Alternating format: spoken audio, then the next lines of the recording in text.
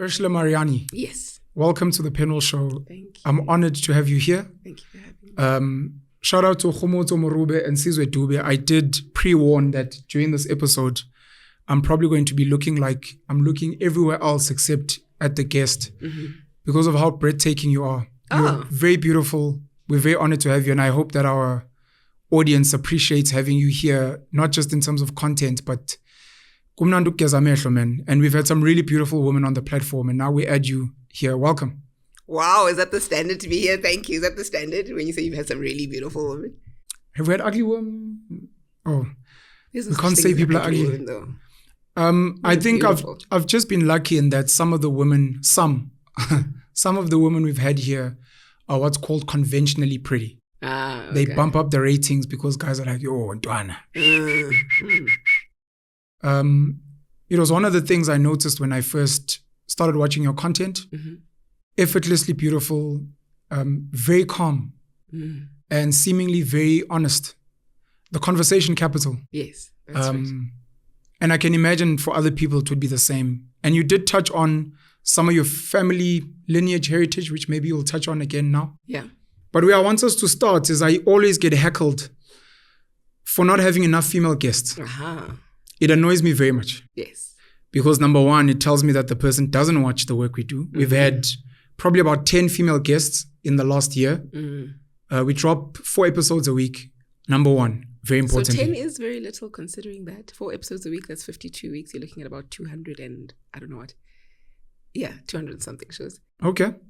So people will say things. So people will say things like, "Why do you never have female guests?" Like never. In context. Sure. That's 10 number out one. of 200.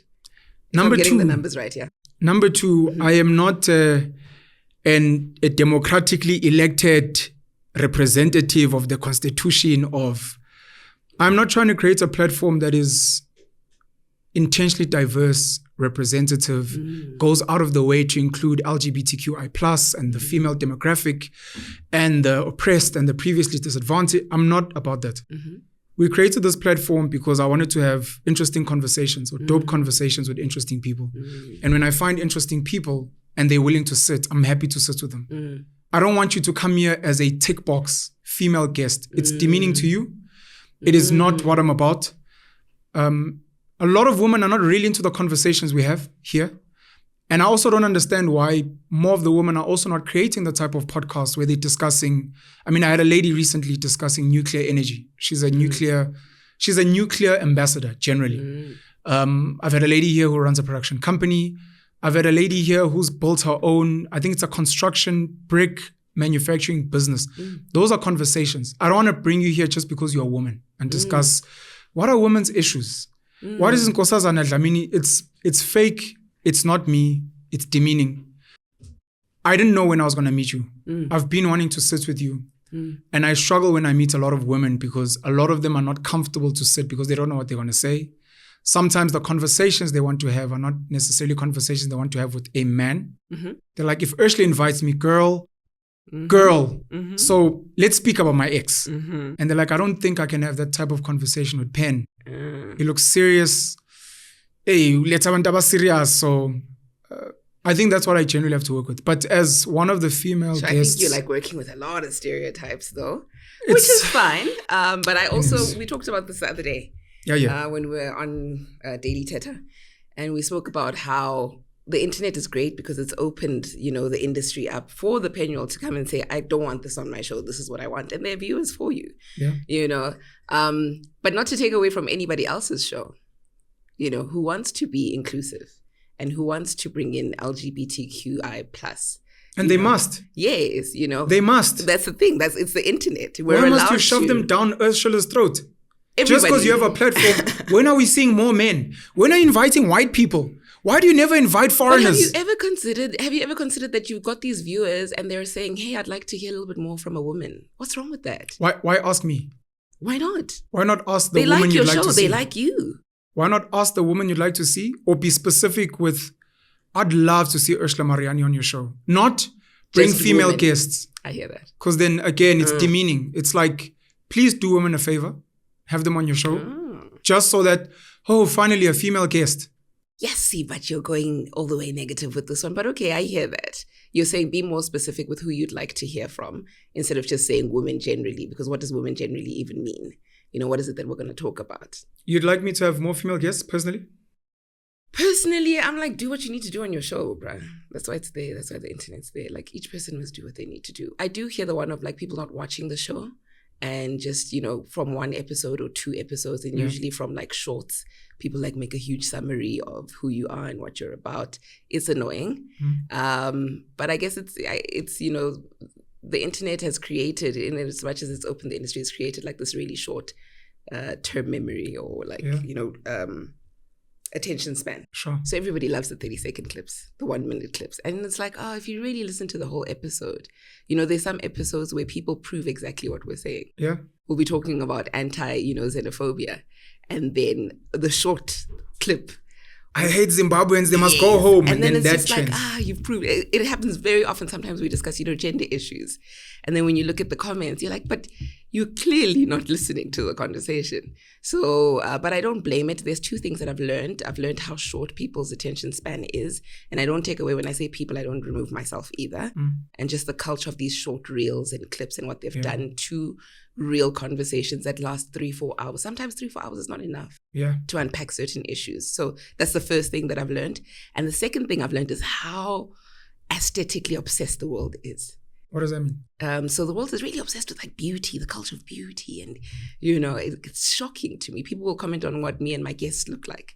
At that time, we're talking about gender inequality. It's shocking to me. I'm always like, wow, this is crazy. You're not into that? Not into that. What do you mean? In what sense? You're not attracted to what's aesthetically pleasing?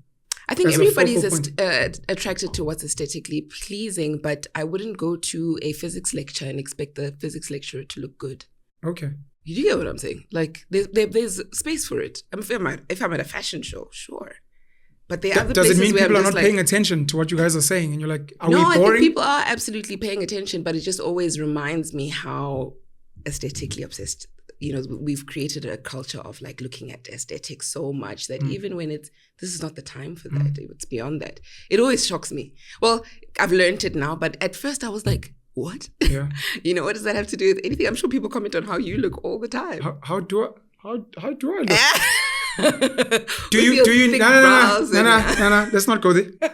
Do you intentionally go towards pro women, or when you go online look for content that has women telling their stories? You know, the numbers do reflect that there isn't a lot of content for women on YouTube. Like you said, women must start a podcast. And it's very true.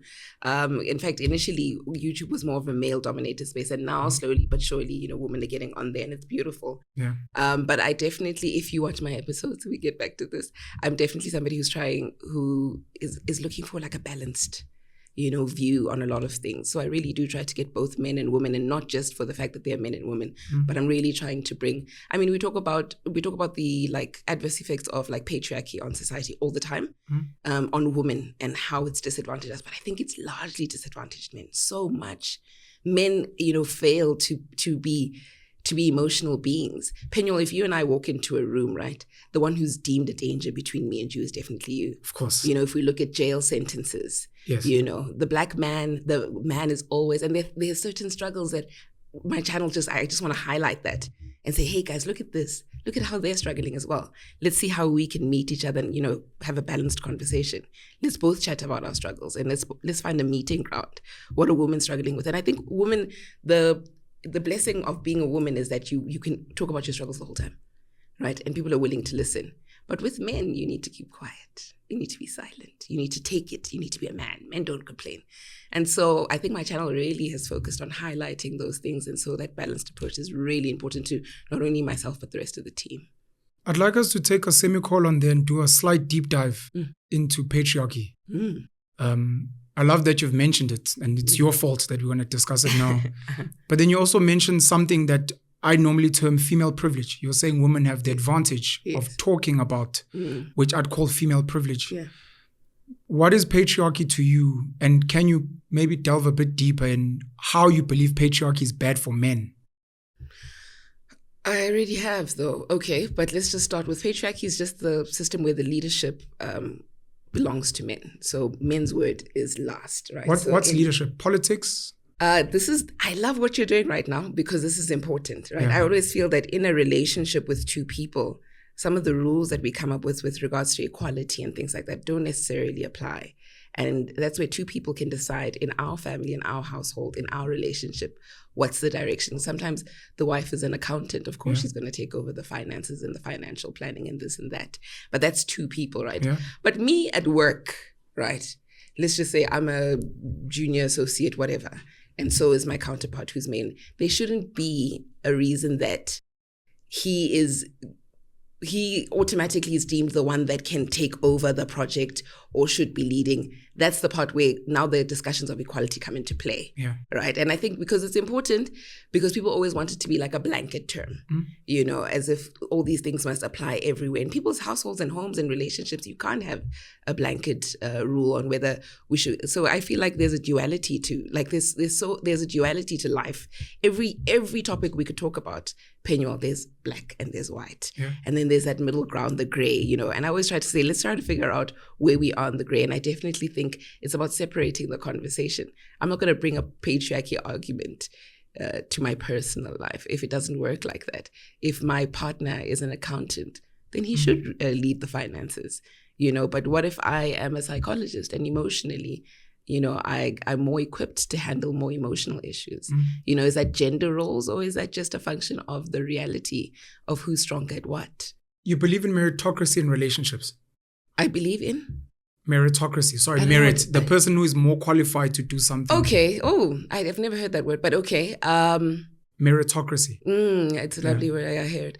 But I don't necessarily think, maybe the example would lead you to just... So if I'm the better cook, I must cook. If you're the better person at finances, if I'm better at the kids... It doesn't mean that one can't learn to cook. It doesn't mean that one can't learn finances and this and that. I'm speaking of strengths. Maybe the word accountant made it seem very formalized. And I'm speaking of strengths. Yeah. Somebody's natural strength. Then definitely. In a relationship. In a relationship, yes. The stronger person should generally lead in that space. And you believe that should spread across society? I just feel that women and men, the factor shouldn't be whether women or men can do A, B, or C. It should be who's the stronger person to do that thing. Isn't it Nelson Mandela who says whether the cat is black or white? Is it Nelson? On the internet today, it could be anyone. Yes. And then they're right, as Nelson Mandela said. So I think for me, it's the same argument with men and women. It's like, who can do it better? But why is patriarchy bad for men? Patriarchy is bad for men. I know you made examples, but like, I'm a man. Patriarchy says I'm the leader. I must be the boss. I must be the manager. But what if you're not a good leader? And what if you don't want to lead? And what if you don't want to manage? And what if you'd like to be under the leadership of a woman? And what if you think she can do it better? Patriarchy doesn't allow you to say that. You know, patriarchy doesn't allow you to be. It's already determined what you should be. Yeah. Yeah. And that's why it's a disadvantage to you too. Isn't it weird when you find men that have been raised by strong single mothers going out there bashing and saying you women should submit and what, like, but you're precisely strong because your mom was strong and you watched her do amazing things. But that's one woman, you know. You must remember that it takes a society. What does the African thing say? It takes a village. Yeah, it's the same thing. Yeah. You know, because at the end of the day, the mom can be doing certain things. And also, you know, women are huge patriarchy gatekeepers themselves, especially the older generation.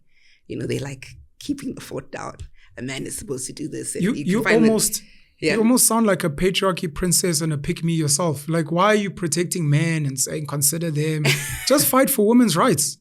Just fight for women. I mean, we've been oppressed. Why must your channel be balanced? No.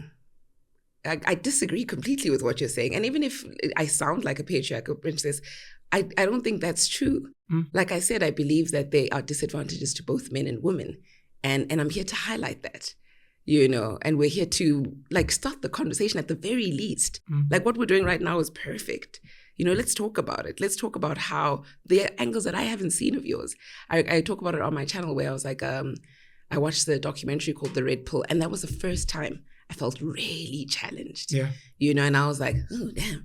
Have I been seeing things correctly? It was the first time? Yes. Hectic. The Red Pill documentary. Yes. I think it's on YouTube. if I'm not mistaken. I don't know. I think it's still on YouTube. I know it's on other platforms. I remember I just stumbled across it and I said, why not waste a bit of time watching this? And then I just got I think I watched it like 5 times. You saw the stats? Yeah, because for the first time I was just like that. And that it was a beautiful moment for me. And I'd like to share that moment with everybody else. You know? And so do I believe in women's equality? Absolutely. Are there times when I end up being disadvantaged because I'm not a man? Absolutely. In fact, I become quite a Karen when I feel like you're not paying attention to me because I'm female and I'm black. And that's when I throw my toys out of the cot. Absolutely, I can be that person. But there are times where I stop and I say, how is he feeling? What's wrong with that? Where does that come from for you personally? Outside of the documentary. I'm assuming your life experience, maybe your parents, I don't know. Maybe we can touch on that. Ooh, I think, definitely come from a very balanced household. But also, I'm glad you said this because now I'm thinking about it. My brother's always been very sensitive. And I've seen how he has never had the capacity to be that older. Okay. Right? And then I'm somebody who, like, if you catch me crying, it's your lucky day. Like, jeez, it's not going to happen. Okay. You know, whereas, like, he feels deeply and he's very empathetic, and seeing how he was not allowed to be that and how I had to be somehow. I went to a funeral recently and I had to wear my shades because I didn't cry. I hardly cry. People want to ask what's wrong with you. Yeah, people are just like, hey, you know, and that burden has been, and I've seen the burden on him and the burden on me. Okay. You know, the burden on me to be more emotional and the burden on him to be less emotional. Yeah. So growing up seeing that, and then things like the documentary and different books that you read, you're like, okay. Who is to blame for patriarchy, in your opinion? Penuel, you want me to go into Christianity? I can see it. Is it Christianity? Don't do that. I actually didn't even think you were going to say that. Normally people are like, they are the elites that run the system. I didn't expect that you'd go straight to church. I won't. You did? No, I didn't. I said you want me to go. Hectic. So one of my opinions in the world, because, you know, you find a lot of men today complaining about being under pressure, oppressed, and sadly they take it out on women. Women today, they bash us and what. And I'm like, I don't think it's the women that pull the strings at the top. I actually still to this day, sadly, believe it's a small group of men who decide in which direction society moves. I think over time, this is my personal opinion, over time it made sense for men to run spaces. It served the elite, whether you call them a king or a president, an emperor. It made sense for men to run a church, a household, a society. Later on, those men, because they were forced to become strong, started challenging the elite. And the elite, I think, over time have somehow gotten insecure, a bit weak themselves. A lot of them inherited their power, so they didn't earn it. They don't know what it means to actually forge power out of strength and conquest. They're like, we can't be fighting against strong men.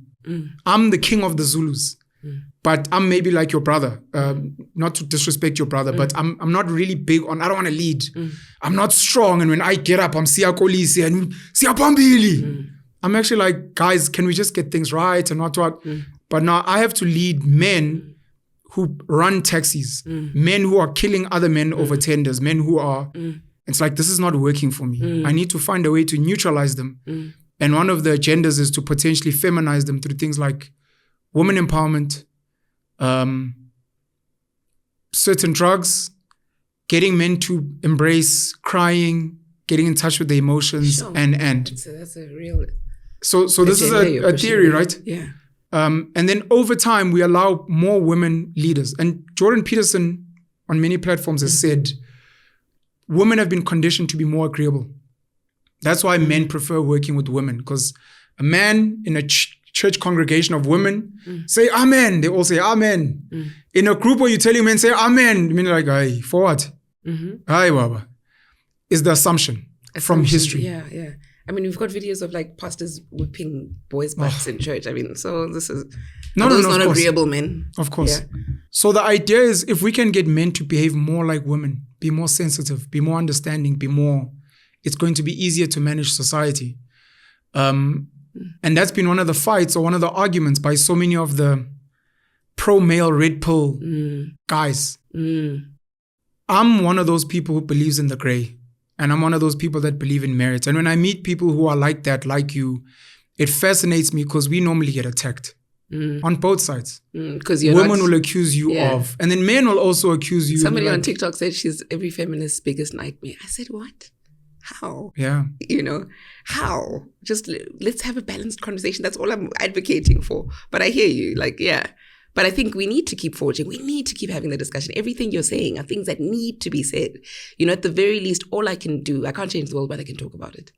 Do you think we have the power at the bottom? I was speaking about the elite, which I think is a group of men. No, absolutely. Who have decided that women must come up, whether it's a good or a bad thing. And they at any given time can set policies to be like, actually, kill women empowerment, kill BEE, scrap this LGBTQI plus agenda. If you now do this, we will penalize you like this. Part of the argument is population control. The more you give women power and responsibility, the less children they have.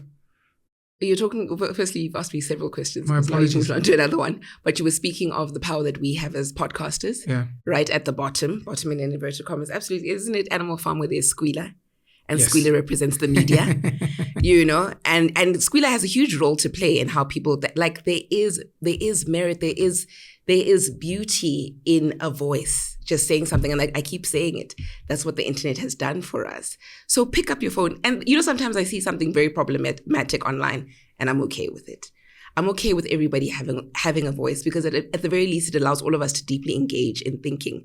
Go home and think about it. We sometimes get so consumed with the deadline at work, with an exam on Monday, that we fail to think about societal things and the things that we can do daily to contribute to the culture that we're creating, right? Because we're leaving behind a legacy. Everything that we're doing now, it's documentation, right? Yeah. And there's beauty in the documentation that we're doing. We might think short term right now, like me and you and our generation and the impact we're having now. But what about, a million years from now? Yeah. What about the documentation that will exist then to say, this is how our forefathers existed. This is what they were thinking. This was what was plaguing society at the time. Yeah. So document, whether it's on pen and paper. That's a really old school way of doing it. But whatever you need to do, absolutely, there is power in what you and I are doing right now. Yeah. So that was the first question. The other one. Population control. I don't think it's necessarily an essay. I think our biggest asset is youth, not just essay in Africa. Our biggest asset is young people, right? We've got the Japans and the Chinas that are struggling and they need to bring in young people from other lands. So I don't think that's a conversation for the African population at all. We've got a lot of people, but the quality of people that are having children. Ooh, what does that even mean? How would you judge the quality of a child? No, not the quality of a child. The quality of the parents having the child. You find, at least in our generation, so we speak about our parents and our grandparents. People will say, my grandmother had 15 children. And this will be a young lady, very ambitious. She's 30 years old. She's like, I'm not ready to have a child. My career is blossoming. Maybe I'll look into having 1 or 2 when I'm 35, 37. Her counterpart, who comes from a more impoverished background, is 30 years old, has maybe 5 kids who are all on a grant, which is why Africa has so many young people. But the quality of people that we are having and that we are grooming and the environment that they're in, as a potential argument for the elite saying it's fine for the poor to mass produce because they're going to end up being workers. We don't want the potential elite, strong, intelligent women. We don't want them multiplying. They must just put in the work and lead and have 1, max 2 kids. And we also want to make sure that their marriage is disturbed because they're too strong for men. But once again, though, you're talking about grooming people. You're talking about the influence of a single parent on that child. But we started the conversation with that. Like, how many influences does a child have? That child who's a sibling of 5 could grow up to be, how many billionaires do you know that come from impoverished? And don't get me wrong, I understand the concept of outliers. The book talks about your society and the grooming it takes, like you are likely to fall in line with where you come from. But they are outliers, they are individuals that exceed above and beyond, that come from impoverished households. And like I said, I don't think this is a conversation, I stand to be corrected, but I don't think one of our greatest commodities is the fact that we do have young people, right? And I don't think population control is a discussion to have right now. And I don't think you can qualify human beings, and this might be a very hippie, airy-fairy view of me, but I don't think you can qualify human beings like that and look at them like, is this child worth it? Because let's say emakhaya, are they going to contribute to society usefully? Like, I don't think we should be looking at humans like that, ever. Malcolm Gladwell, Outliers. You sound idealistic because I keep speaking about like an elite. Yeah. So imagine like a dark room with specifically white, probably American men who come up with these ideas. And it sounds like you don't really believe in that. You believe with our voice, our story, we can actually achieve anything. I mean, don't you think that there's a bit of like you have to be a bit of a conspiracist? No, of course. Yeah. It is conspiracy theory. Yeah. And I don't, I definitely am not a conspiracist. I don't think that there's this group of people that are out here to, no. How about Bill Gates and them? I think systemically people stay constantly thinking, right? And the level of your thinking can only go up to the exposure that you have. Yeah. Right. And so maybe we can say that their conversations are different because of the exposure that they have to certain ways of thinking. Yeah. Yes, I can agree with that. We can talk about how somebody who's looking for their next meal isn't thinking that far. Right. The capacity that Elon Musk has to think about landing on the, what is he doing, Mars? On Mars, and building a hotel on Mars. That's not the same capacity that Checkers Teller has. Yeah. Somebody who's, yes, maybe the degree of what we discuss in rooms is different.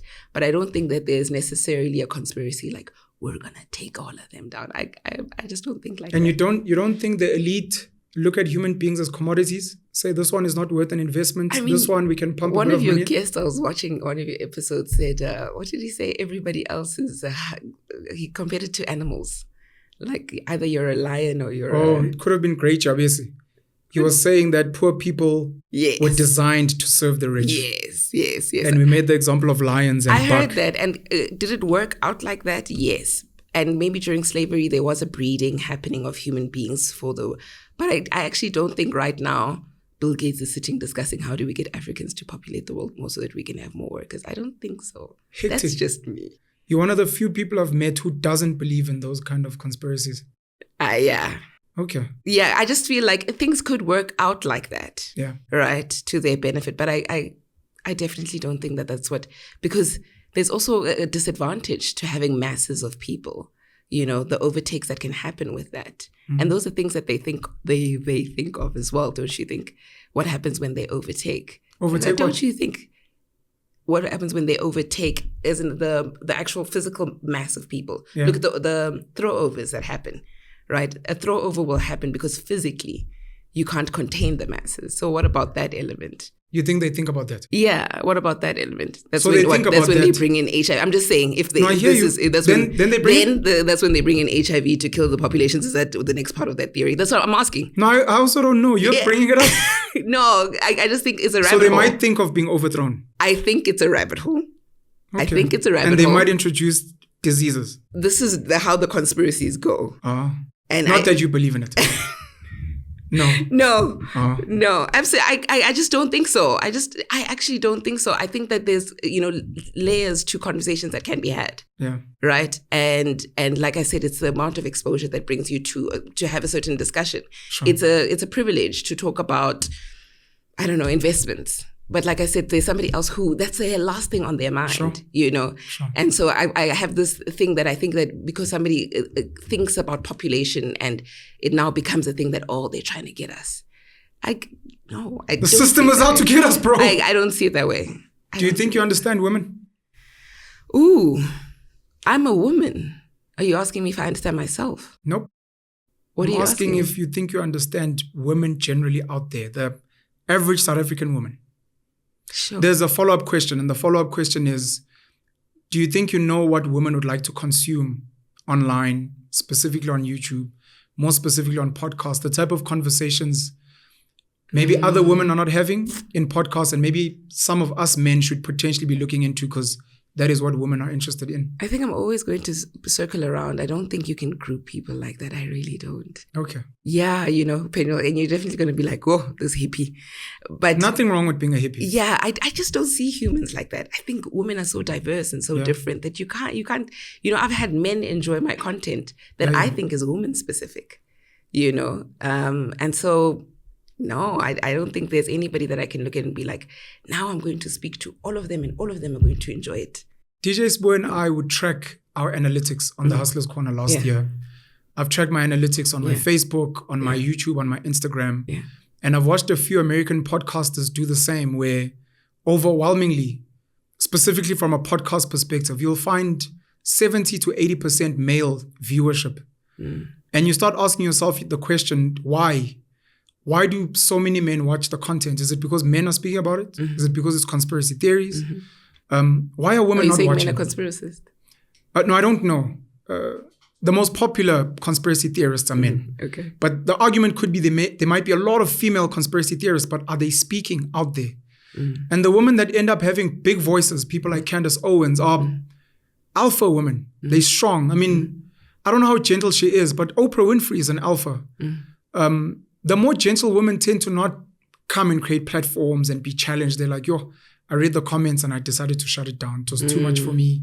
I just wanted to go home and build my family. So I'm almost for myself. I guess I was trying to use you as a sample size of one to try and figure out what type of content you and females would like to watch, so that the rest of us can be like, we'd like to get more women involved, especially when we discuss topics like, you get a man here, I don't have access to my kid. The mother of my kid is causing me issues. Her family says I haven't paid damages. And. We're having a conversation and you've got 80% men watching and they're all, Whereas we're actually meant to be hitting some of the women who are going to and speak to their sisters. A woman's going to be like, yo, I'd actually never thought of that. I actually think, let me call this guy now and get him to see his child. How do we get women to come on? Must we do makeup challenges, which is stereotypical? Must we bring on female guests? It's rude even. It's rude. But again, on the other side, you've got Mihlali, who've got a vast majority of female audience. Which is that what women want to be consuming versus discussing politics and business and leadership? And I can tell you that just looking at the model that we follow on our channel, we watch the analytics as well. And whenever they skew one way, we're always conscious to bring it back to the midline. And so we are always sitting at like 55 to 45. Like it's always very balanced, men and women on our episode, our channel. And I love that. Is it a female channel? Well, it's not a female channel. There's two of us, 2 females and a male. So it's 3 of us. Is it a female channel? What does that mean?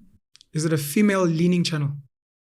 No, there's some months where the analytics show that we've got more men. Forget analytics. Yeah. I'm talking content, the energy. Does it feel like I'm You've visiting watched the it. view? I think you can tell me. No. Is it a female channel? There's a reason I'm asking you specifically, because your 50-50 might be over-representation from somewhere. So you might be getting more female viewers than normal, specifically because there are 2 women on the platform. And you think whereas you're meant to have 80% women because there's 2 women on the platform. No, I disagree with this. I think that our topics are just covering both the gray area. We're looking at the gray area and we're finding a meeting ground. We keep talking about the gray area because I believe that's where I reside, and that's exactly what the channel is doing. And that's what the channel intends to do. And when the camera's off and we're chatting, sometimes I do see my opinions skewing very left field, or one of my partner's opinions skewing very right field. And we always try to have the discussion where we're finding middle ground, And I think that's ultimately the discussion we want to have. Guys, where can we meet in the middle? Where can we meet in the middle? You guys and because we have that's why there's a balance in our viewership. Yeah. Why did you guys start the Conversation Capital, and how did you become a thinker? Ooh, do people become thinkers? I don't know. Oh, that's you sound informed, educated, introspective, sensitive, which I find is not present in 95% of people. Why did you guys start the Conversation Capital? I always find it interesting how you can throw out statistics and numbers like that. Oh, no, it's just my personal experience. Your personal it's not experience. Out there. 95% of the people that Penuel has met struggle to think and be sensitive and to do things like be gray and be cognizant that they're leaning left and bring it back. And that requires, for me, for you to be a thinker. And most people are not. I can't answer how I became a thinker. It could be parts of my upbringing. It could be parts of... We can talk about your upbringing. Yeah, it could be... I believe that my dad is probably one of the most balanced people I've met. Like somebody who's very always trying to see things, very diplomatic in his approach. And maybe that has rubbed off quite a bit on me. Mariani? Yes. Your dad, Mariani, Zulu Pedi, is he Xhosa? Please indulge us. Please indulge us. Okay, so my dad they speak about, I used to say colored before, but I realized colored is a culture in SA. You can't say that. He's biracial. He's half Malawian, half Italian. Mixed race for some people. Yeah. Biracial. And you're saying colored is a culture in South Africa? Yeah, colored is a culture, because here in SA, if you say you're colored, probably your great-grandparents were colored. You have to pause there, because we've had Warwick Stock here, DJ Waras, and he's upset the colored community a lot, because he said things like, I'm not colored, Zulu. Okay. He's mixed race. And he said things about colored people that inflamed colored people. And I tried to apologize on his behalf. And one of the takeaways was, colored is a culture, and people like Waras, people like Trevor Noah, maybe Shoma Josie, they do not belong to that culture of colored. They happen to be mixed race, biracial, whatever the case may be. Thank you for that. No, sorry, your dad was biracial. No, I definitely think there's a clear distinction. Although my dad could look colored, but as soon as you start to engage, ask him about Cook Sisters, he doesn't know nothing. Cook Sisters? Did you go there? No. You're going to catch heat, boy. You're going to catch heat. I'm just saying that there's a culture that comes. It's not terrible. I'm not bashing any part of the culture. I'm just saying, because usually it's a community of people that their great grandparents were, and then there's a whole, they even have their New Year's Day on the 2nd. That whole die tweede nuwe jaar or something like that. Sorry, if I'm saying it incorrectly. But there's a culture, and it's beautiful. They've formed their own culture, which can't necessarily go to somebody who's half Italian, half Malawian. Half Italian, half Malawian. Yes, yeah. Where's your dad from? From Malawi. From My Malawi. mom was Zulu, yeah. And how did the Italians colonize Malawi? No, I'm kidding. They did. How did the Italian blood get to Malawi? He probably came on a boat, dude.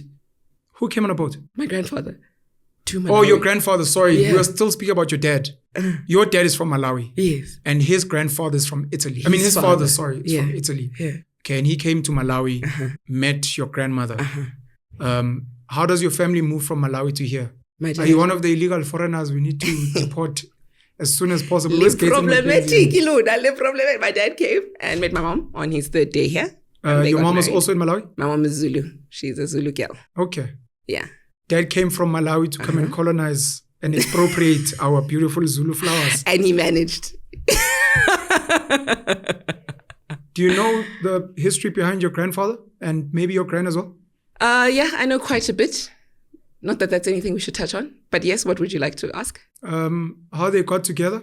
There's about born a crime and I couldn't be shown so in many public beautiful stories about that. In fact, I was there a few weeks ago and she was like really sharing. You were where, in Malawi? In Malawi, I was at home. Yeah. And she was just sharing that she was actually sent to go work on his farm as a young girl. Her father was working there and they needed a few more employees. And Holding my breath. He's like, my daughter, is like, just turning of working age and she should come and help out, hooking his daughter up with a job, her father. And so she starts working and then it's just like, I like this one. And then they get married and have 2 kids. I'm going to have to bite my tongue. Okay, yeah, you and they got together. I'm going to bite my tongue. You should bite your tongue. I'm intentionally biting my tongue. Because there are multi-layers to that, right? 100%. Yeah. I will. And there are assumptions that people are going to have. Yeah, absolutely. People can go ahead to have those assumptions. I will say that I think my gran also knew that, and that's why she was intentional with. She even says, "I was intentional to tell him that we need to officialize this and get married before a priest and so forth." She wanted to do it like they got married. That's a good tick. They did. Yeah, they did. And I saw her intention to tell me. Speaking of what was happening in that era, around them, she was intentional to tell us that we did get married. Has he passed on? He has passed on. He passed on a while ago. Yeah. Sorry about that. Your grandmother loved him. She always says, if you can do anything, marry a white man. I think no, in the context of her era, because in the context of her era, and how she was treated of that time. I mean, it was a beautiful conversation. I always talk about digital documentation, and I took a few videos, but I'm a bit private with like family things. But I'll see how I group fast. that. Keep going, Pastor. Oh, is it? Keep going, Pastor. I'll see how I group that because there's a time where she talks about. You're throwing me off my conversation now.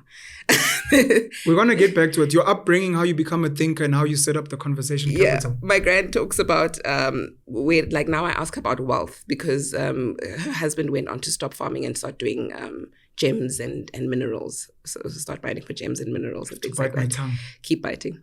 And then she talks about the wealth that she experienced. But when she talks about wealth, you must remember that like this is deep in like the villages of Malawi. When she speaks of wealth, she speaks of food, endless food. Yeah. She speaks of lotion. I remember she even she never speaks of a car. She never speaks of clothes. She never speaks of all those things.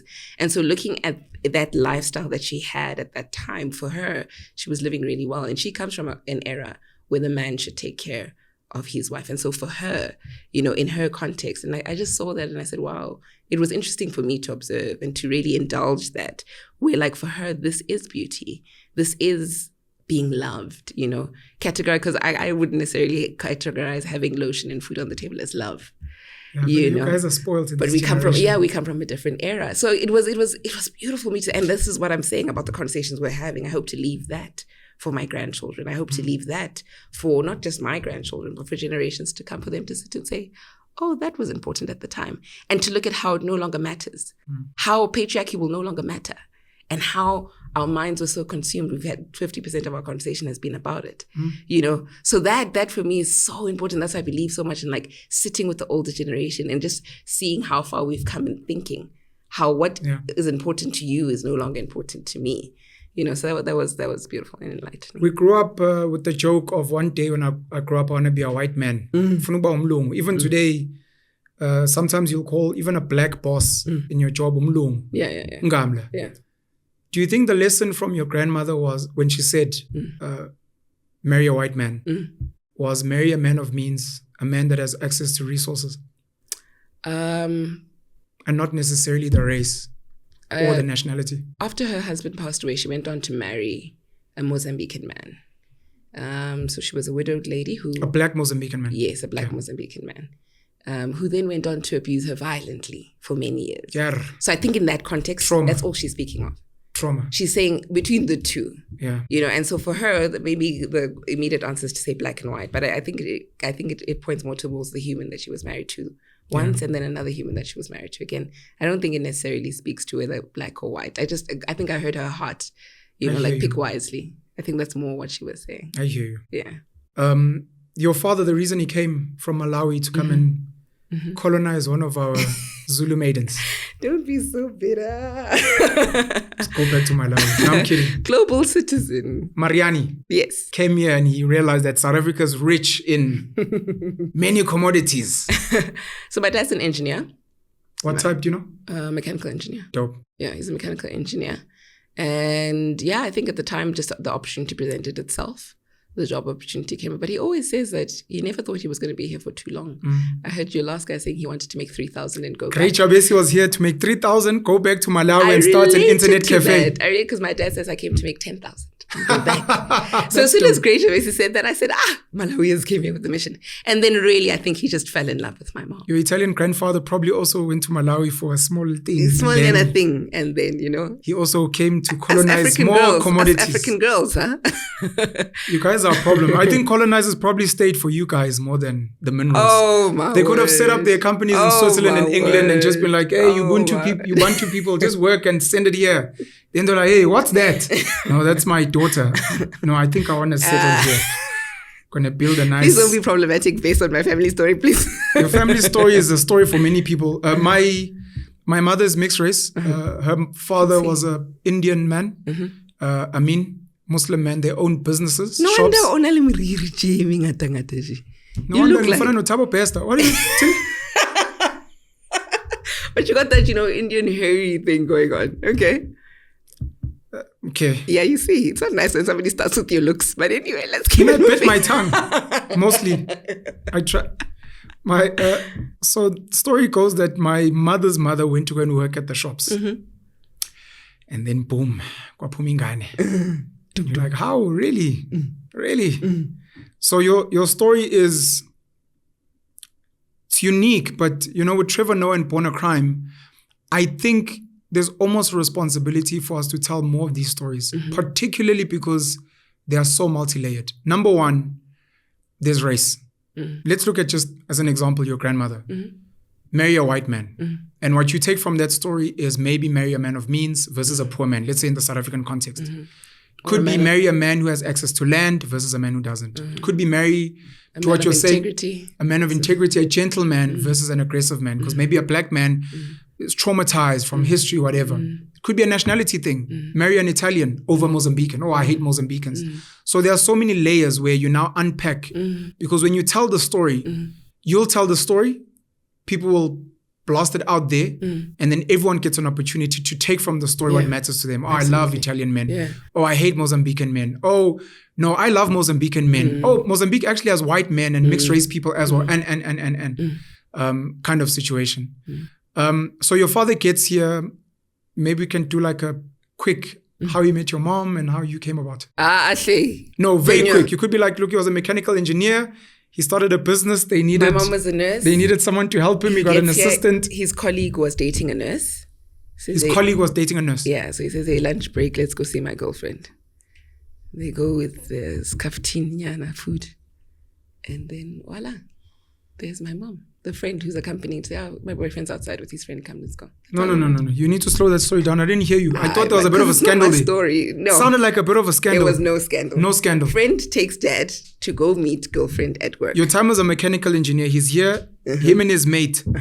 The mate's like, I want to go see my chick. Yeah, she's a nurse. Please, can you come with me? Can you come with me? Okay. Your dad's like, no, let's go. Let's go. And then they get to the clinic hospital.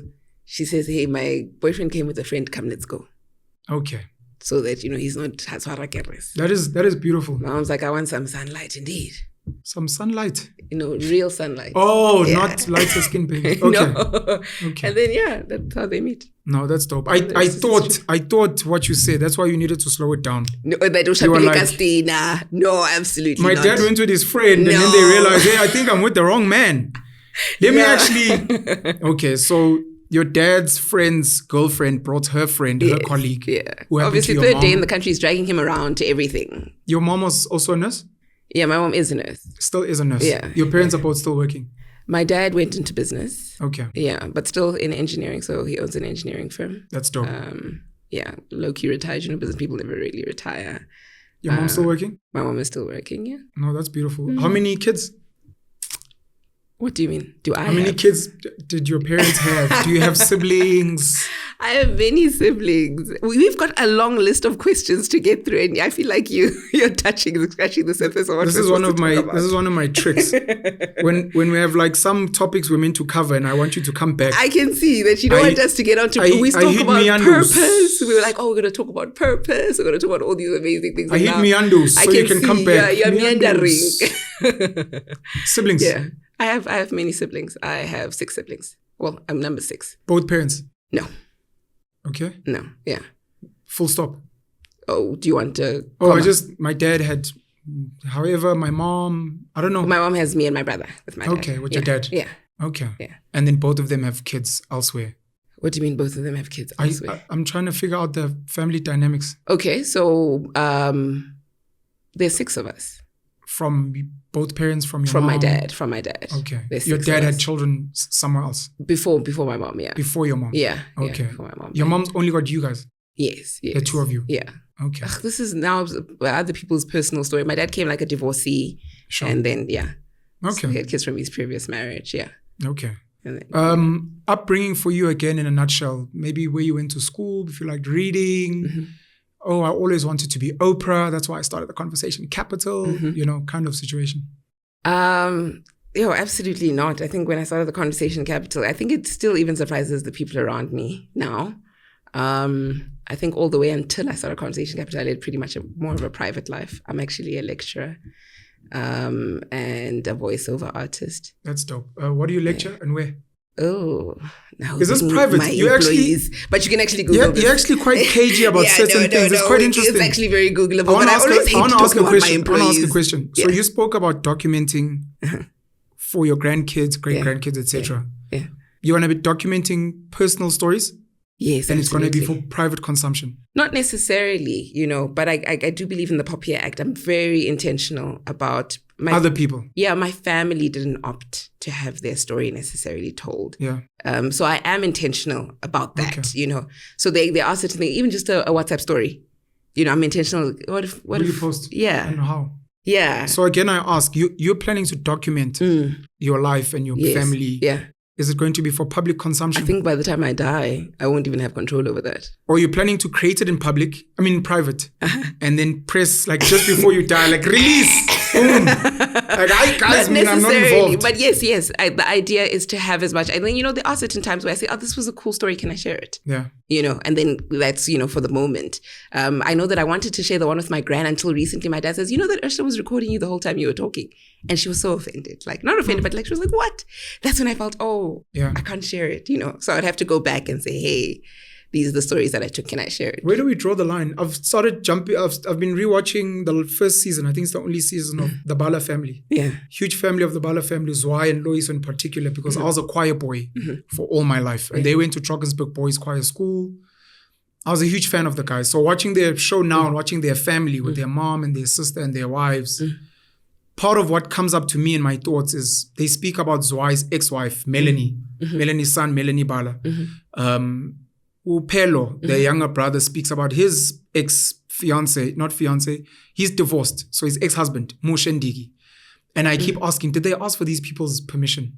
Is it fine? Because every now and then there'll be like a snapshot of Zwei and Melanie. Very difficult. Then you're like, did they ask for permission? I hear this. So especially I'm trying to figure out where do we draw the line? Yeah, especially when you know the type of people that you enter. Like your brother and you know how private they are, or your dad, or things like that.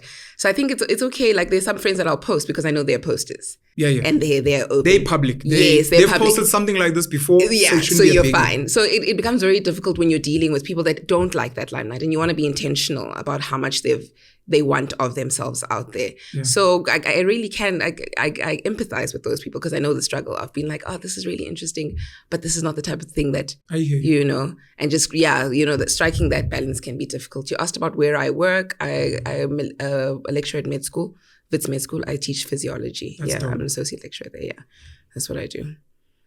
But I'm also a voiceover artist, and I also run a business. I do many things. I wanted more juice. We're supposed to talk about purpose. Should I poke? About what? What do you want to poke at? Okay. I can tell you. You lecture at Wits Med School. Okay. We'll get to the voiceover artist. I like getting people to shout out like their primary school and high school, if they had a good experience. And then if you went to tertiary, where you went to tertiary, if you have any qualifications, what you may have. I hate those niggas, I'm joking. I went to Edgemead Primary in Cape Town, so I grew up a little bit in Cape Town, and then I moved on to Arken Park Primary in the Val. I went to General Smuts for a year. General Smuts? Yeah.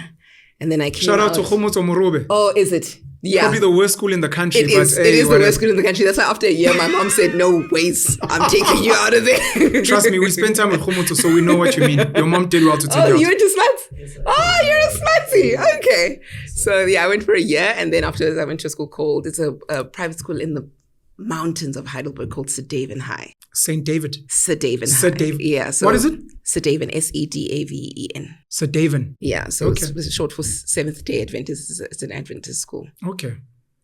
Shout out to all my Sedavenites. Yeah. So and you can then sing I went a to cappella. Varsity. I mean, probably that's why I didn't fit in. I'm one of the ones that couldn't sing. I've always been a talker. I'm sorry. And then multi-layered, I went to Varsity at Tux of Nix. Tux of Nix. And then it became Tux of Wits because I switched over. I went to Wits. But this is post my first postgrad. I did my second postgrad now at Wits. What are you studying? Sorry? What are you studying? I studied medical science undergrad, and then I did my first and second postgrads in clinical anatomy, and now I'm doing hopefully my last postgrad. God, please help me. In cardiovascular physiology. Yeah, that's what I'm looking at now. These are serious terms that you're throwing at us. Okay. In high school, when you were a normal human being, I hope, you wanted to be a doctor. No, actually, I remember my mom took me for a psychometric test, and it explained so much now. And then the results came out crazy, like, from fashion designers, psychologist, accountant, doctor, everything was on the list. And the lady said, I think she's still a bit young, but this is grade 11. Yeah. Maybe come back when she's doing first year.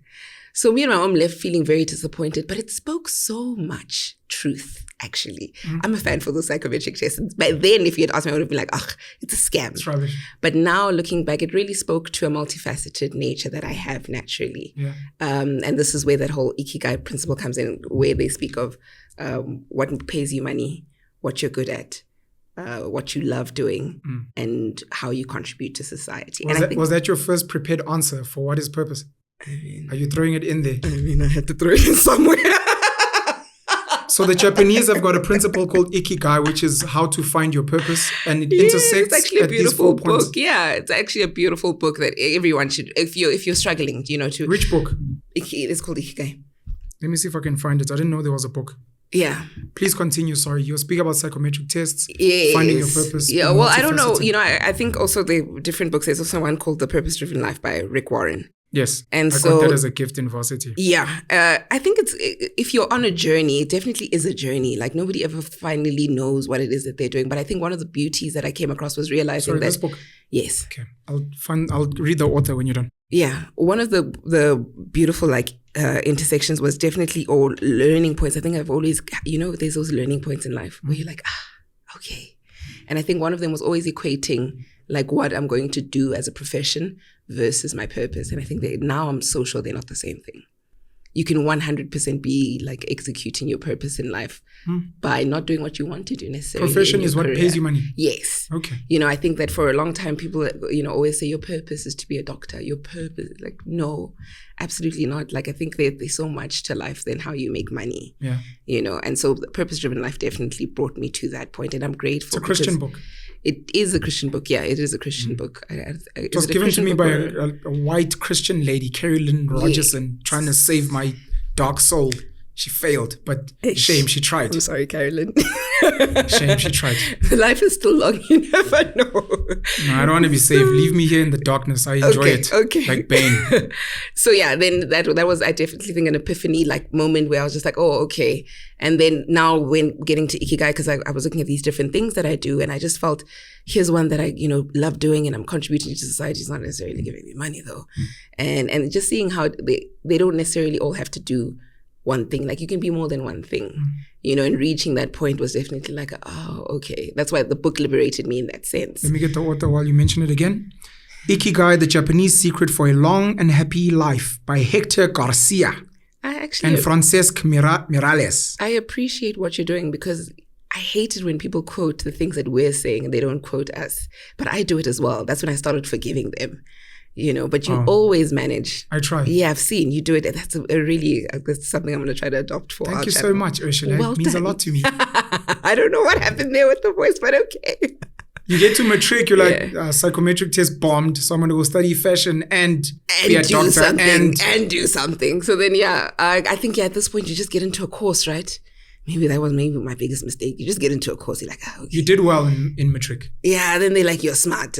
So, but I think now looking back, that your smart thing probably messed me up the most. It's a curse. Yeah. That your smart thing messed me up the most. I need us to stop there. I'd probably be hardcore creative. I need to stop there because, I've got certain things in my life that I'm deeply passionate about and that make me very sensitive. I get incredibly triggered, especially when it comes to children. By children, I mean young people under the age of 21. Most of them don't know, and most of them don't have access to great mentors and guides. And absolutely. When you have an opportunity to intervene and explain certain things to parents, I always feel pushed to do so. If your child is so I wanted to get into advertising. I loved art. I was big into music and just because your child is getting distinctions in maths and science does not mean we must oppress them into accounting, law, maybe engineering, and almost every parent makes that mistake. And some of the kids that I've seen in my own life who are really amazing in school with the conventional STEM subjects that end up going to study creative stuff become sensationally successful. Absolutely.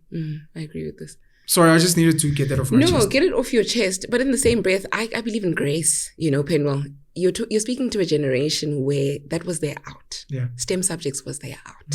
That was how they got out of the situation. STEM subjects are still an out today. Yes. Do not go into the creative arts. There's no money there. Yes, I'm kidding. But so, yes, STEM is still the one. Ultimately, when you're a parent, what you're trying to do is get your child. You failed as a parent if your child fails to take care of themselves after 21. You believe that? That's the measure of a parent that's failed? Maybe that's also very harsh of me to say. But generally? But you should try to avoid it. So the goal as a parent is to make sure your child can take care of themselves. They can self-sustain. That is the measure. Okay. If your kid is 40 and you're still taking care of your kid, there's a problem, you know? And so, or at the very least, I believe that parents have that responsibility, whether it works out that way necessarily, and whether it's your fault. Yeah, but try your best. That really, my child should. And so when you're faced with this task, and like you're saying, the art is so difficult to break into, you know, when you're faced with this task and then you do have this kid that's good at maths and science, what's the next advice you're going to give them? I will tell you that my parents never really gave me advice on what to do ever. It was more the teachers. Yeah. You know, I remember my maths teacher just like, no ways, you're my gem. You need to go do a STEM related whatever, you know. And I was her gem. And it was love. It really was love on her side. But I do see how, wrong advice, ma'am. You know, retrospectively, so I wish she hadn't said that to me. Was it being at Wits where you caught the bug of, I don't know if you'd call it fame? I always look at kids that end up acting, doing commercials, getting into voiceover work with you. I don't think this is about money. I think you want a little bit of fame. What got you into voice it was definitely over money. Artistry? It was definitely money. It had nothing to do with, I think I want people to hear my voice. I want to hear my own voice. I don't even see it that way now. So there's very few people. In fact, there's people that are very close to me that can identify that that's me. Like my mom, my best friend. They're always like, is that you? Otherwise, most people don't like. Was it being in Joburg? I can tell you some brands that I'm a voice of that she'll be shocked. Like that's how much, like I don't think voiceover work is that type of job. But anyway. It was when you were in Joburg? No, I was still at Tux. Okay. And I went to go accompany a friend of mine's older sister worked at KFM at the time. And she was doing graveyard shift and I needed to study. In fact, I was still in matric. I remember I was in matric. And that was the first time I heard of this voiceover artist thing. And I just shelved it. But I remember saying, I wish I had a nice voice like that. And then she said, you absolutely have a nice voice. I said, really? She's like, you've got a very nice voice. So I shelved it. I went on to do my studies. And then I got onto radio just because I'm a chatter and just, I was on Tux FM just because you're a chatter, really. Not really that there was anything. You were on Tux FM? Yeah. As a DJ? Yeah, I was doing traffic. Is it still called a DJ today? Probably. Back then radio it was called presenter. DJ. Yeah, back then it was called DJ. Okay. But I was doing traffic, I remember, on the drive show. And we would just, hang out and have a vibe and whatever. Life went on. And then they fired me. And then I now needed income though. Did they really fire you? They really did fire me. Because you were messing up their traffic? No, they discontinued my contract. Now looking back, and I can say this with my chest, Tux FM wasn't ready for black voices. I see the transformation that has happened now. I remember the first day when we started training, they said, don't come and expect to change our music. We only play rock here. It was a rock station. And I was the voice that was always like, and then afterwards we must go to this place called Unclass, and I'm just like, no, I'm not going to get attacked for something I don't know, just because I'm black. And I've always avoided spaces like that. And so I wasn't fitting into the culture. Yeah. So I think if you were black there, you definitely needed to be a black person that fitted in with the culture of the place. And so now I always put on their Instagram, I'm like, I'm so proud to see you guys playing amapiano. I'm so happy, because those were desires that we had in our era. Mandela. Yeah, in our era there, I'm not that old, but in our era there, this was like 2011, around that era, maybe 2014. Still exposing your age. Yeah, that's right. And so, then I was just like, oh my God, I really hope that, this changes at some point. And then they let me go. And I didn't fight. I understood that I wasn't the right fit for there. And I was also one of the few that were doing one of the STEM things. So I was always in the lab and coming in with my lab coat very late and things like that. Whereas the others could go to all the parties I didn't really want to be a part of anyway. And so there were two things that were, it was incorporating with the culture and then also just being the STEM person who, isn't taking this as seriously. People wanted to move from there to YFM and I was just there to have a jam, Before you continue into the voice artistry, KFM, Tux FM, I want us to touch on a little bit, very briefly, this concept of culture. I've got very deep thoughts, but I'll place them on another platform.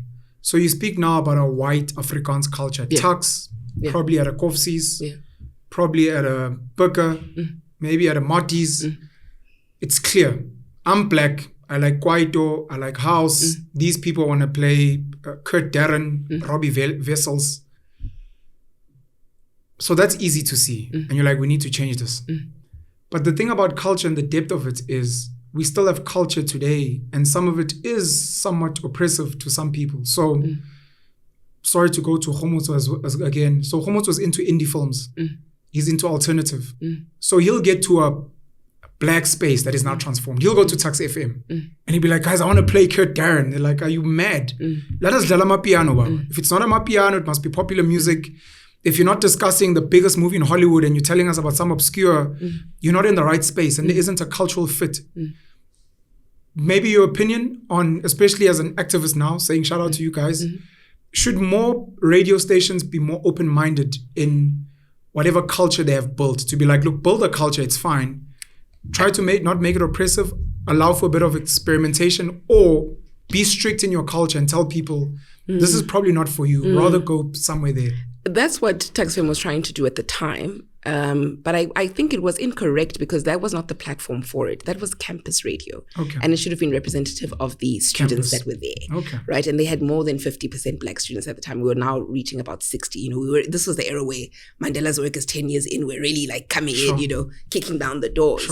So there was no longer room for that, in my opinion. It's not even good for money. You know? For selling ads. Yes. It's like you don't want money. But no. I will say that Tax FM was doing very well. You know, and that's what kept them there, because they were doing very well for the Pretoria culture as a whole. But now for the students that the platform was supposed to serve, I mean, for that, go to, what's the Pretoria station? Go to like a Jacaranda. Or go to the commercial. You mentioned Jacaranda. I didn't want to say it. Have you seen the stats?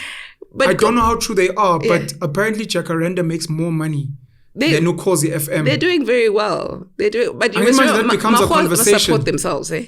They support. Why do these small, slightly obscure stations make so much money? Because for me, there are people that need the niche. That's the part where I keep saying everybody must start. Why do they make more money? Is it just racism and no, we won't give that much money to black stations? I definitely think, DJs, we spoke about it in your episode, just the culture of supporting each other, I think, is more alive. Okay. We can move past it. Yeah. It's just more rife to support one another in those circles. And then they fired you at Tax FM.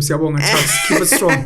We don't need these disruptive darkies to dismantle our money-making machine. But I felt the model at the time wasn't correct because I felt this is not representative of what you guys are supposed to be, which is campus radio. Yeah. And the campus does not look like that. And so I think eventually after we left, they caught on because it's completely transformed now, which is amazing in my opinion. But yeah, anyway, then this thing kept going like, oh, but your voice is very nice. Your voice is very nice. And then I just needed money. So I reached out to a voiceover artist I knew at the time. And I said, man, help me make money. It was the same KFM lady. And then she told me how to make a demo. And which was great because at the end of my first degree, my dad said, you look like you want to keep studying and I'm out. I'm done. Shout out to your father. Yeah. I like parents that know when to call it. Yeah, no, he called it, Shane. He called it and he said, no, babes, what's the plan?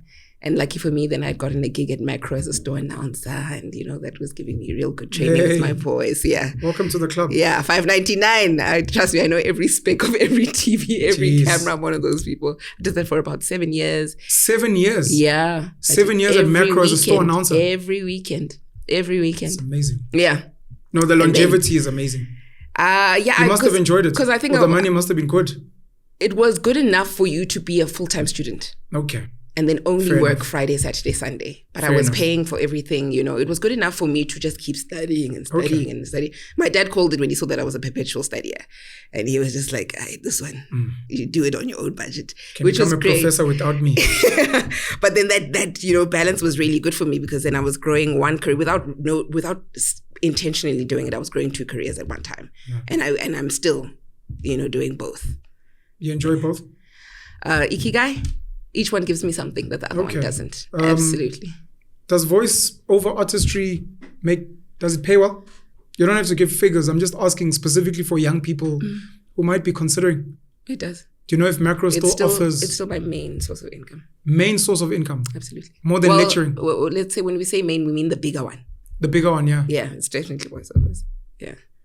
Macro still offers that. I was a store announcer at Game in Matric, but it was just for the holidays before tertiary. Yeah, Game wasn't as good at the store announcer game. Macro is. I mean, yeah, Macro is. Even now, when you walk in. What do you mean? Same parent company. Same parent, but Macro takes it more seriously. No. I can only imagine. Yeah. I'm not even. Even their PA announcer system, you know, it's like. It's welcome to Macro. Yeah. If you go to the aisle, we've got. I mean, Weza, that guy comes from that group. Bonko comes from that group. That's how I know all those guys. Yeah, Weza, Bonko, we all started there. Bonko Uban Gonjon, the wife. He's the What's his character name? The husband. Mkhele. Yeah. Okay. Yeah. So we all started when everyone heard him speak English, hi, my name's Bonko. And to be honest, because I knew, hi, my name's Bonko. So when he did the wife, I remember when he was being casted, I was like, really? And then the first episode comes out and I'm messaging him. I'm like, oh my God, I didn't know you can speak like that. Like, real. I didn't know you could sound Zulu. What the hell, bro? What the hell is that? I had no idea. Weza. Is his name Weza? Weza. Sorry, he does. He's known for an insurance ad now, but he does a lot of voiceover work as well. Yeah. And we were together at Tux. It was what a beautiful journey. In fact, Weza's the one that hooked me up. Shout out Weza with the macro gig. Yeah, now that I think about it. That's too dope. Yeah. He's becoming a big deal now in MCing and those things. Yes. And this was the macro squad. Yeah, macro squad. Shout out to the macro squad. It was Massmart. It's been bought by Walmart now. Yeah, shout out to the macro squad. So that becomes like your church. Because, I tell people, church used to be the place back in the day where people would learn. The best singers would come from there. Yes. The best instrumentalists. No, if you're a speaker or a voiceover artist, that was it, because you had this platform or learn. Campus radio. Yeah, and you had this platform to learn how to play with your voice every weekend. Like I said, the PA announcer system is so good. And so people are like, oh, you're so good. In my heart, I'm like, you don't know what I've been doing for the past 7 years of my life. You have no idea. 10,000 hours. Yeah, you put in your 10,000 hours and nothing can take that away from me. But it was a platform to do just that. They're not looking for a Penuel. They're not looking for a celebrity to do that. Who's a celebrity? I'm not a celebrity. You mean a celebrity? But if people recognize us in the streets, you've been wanting to do this. We wrote down some notes of what we were meant to discuss. And I'm over it now. It's the end of the show. I suck at these things, which is why I like freestyling. But it's always nice to have a guide in case you were here like, and give me like short answers. I'd be like, hey, I'm such a talker. Can I give a short answer? I hope to be that lady. I appreciate the talker. Is it? So much. I'm going to raise the question or the topics that we put. We don't have to cover them. Okay. But it's like a bookmark and me almost like asking you to please come back. Okay. Why are we on Earth? Was going to be the one which is purpose. Yeah, we've covered it. We haven't covered, to be honest, because it's a deep conversation. Yes. Why you believe human beings are on Earth or certain people. Everyone must find their own mandate. The question is, how do they find it? So most people don't know how to. It stares you in the face. Yes, that's easy for you to say. That's like an old wise man saying, no, but read into you're like, shut up, timer. Just tell me where to go. Read Ikigai. You're like, oh, thank you. I'll tell you with me, my best friend's husband had this shirt written Agent of Love in varsity. And I saw it and I said, that's me. And ever since then, that's been my modus operandi. Even when it comes to making a difficult decision, whether it's about money or whatever, I go back to, okay, your mandate. You're here to be an agent of love. And it was just something that as soon as I saw it, I didn't have the words for it. I felt it. I knew that this is my purpose. But as soon as the words, sometimes it's vocabulary that you need. As soon as I saw that shirt, I said, oh, that's it. You read signs, you believe in the universe? Ooh, I believe in God. Oh, absolutely. I believe in God. What and who or what is God? I love what you're doing. Who are God? I love what you're doing. I was having this chat this weekend with a friend of mine, and the revelations I've just had around that search. I feel like, and it's such a pity. It's really such a pity, and it actually burdens my heart that the pursuit of God has become such a perversified thing. Pursuit of God? Yeah, it's become so perversified that people even fear to do it. You fear to learn about other religions when the pursuit of God is actually the pursuit of love, because that's what all the religions say. No religion says God is hate. God is to be pursued. Yes, absolutely. In my opinion, right? And that's why people want to learn either the Quran or you're trying to like figure out what's this thing. You're trying to find God. Learn God, right? And so why do you look like there's a problem? Are you Googling already? I've never read this book, but Which book? I've heard people talking about it, and I just wanted to get the author. Waiting for Godot, Samuel Beckett. I'm just putting it as a bookmark. Okay, I've never read that either. I don't know what the book is about. I think I stand to be corrected. They're waiting for someone who's not coming. Okay. It's a conversation between two people. Okay. I stand to be corrected. Okay. But it's this idea that you're waiting for someone, and the Godot is meant to be like God. So it's like waiting for God, waiting for the return of Jesus. Yes. And you're talking about the pursuit of God. So yes, I 100% believe in the pursuit people understanding over time of like a higher power. Okay. Maybe even sometimes giving it a label or whatever. Like just really trying to understand, why am I here? Why was I created? What am I doing here?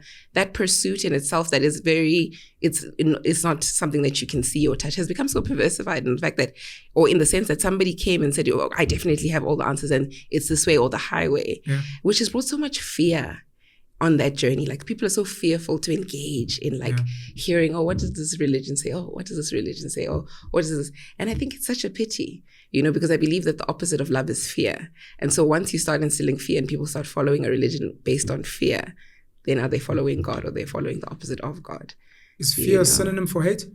When you say fear is the opposite of love, I would normally go with hate.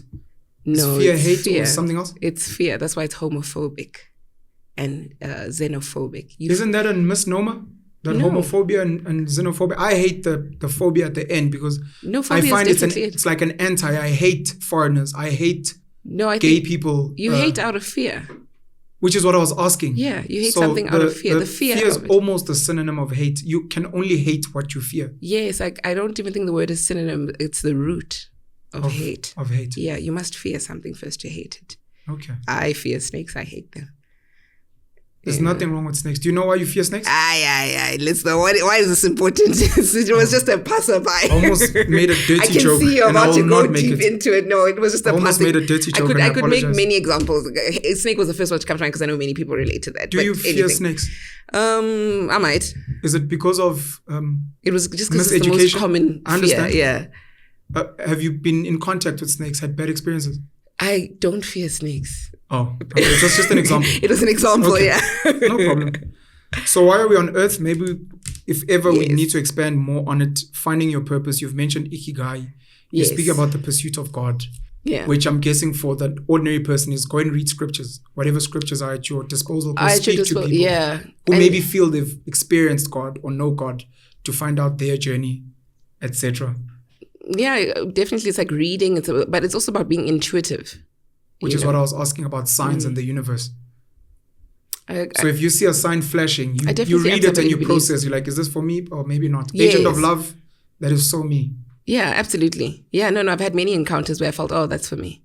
Even a flower. That doesn't mean you're sangoma with the calling. And the universe is speaking to you or through you. I'm laughing so hard inside. Coco, what does this glass of water mean? If that's what you want to call me, then okay. I've never seen it like that, actually. Do you live like non-intuitively? You don't believe in anything like, that resonates with me? Nothing resonates with you? I actually didn't know that there are some people that live like that. Do you live like that? I'm a big fan of the English language. And normally when people say words, I do try sometimes to check the definitions. And one of the words that has got many definitions is spirituality or being spiritual. Yeah.